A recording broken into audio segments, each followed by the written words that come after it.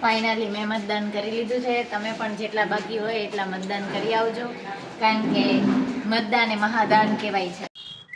અંજલિ, આજે તે વોટિંગ કર્યું છે, કેવી ખુશી, કેવી જીતની આશા?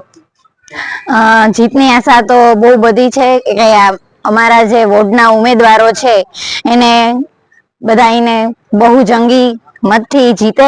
અને ફર્સ્ટ ઓફ ઓલ તો મીડિયાના માધ્યમથી જે કંઈ પણ હોય, વિદ્યાર્થીઓ હોય, 18+ ની ઉંમરના વાલીઓ હોય, વૃદ્ધો હોય, એ બધા મતદાન કરે. મેં મતદાન કરી લીધું છે. હવે તમારા બધાની રાહ છે.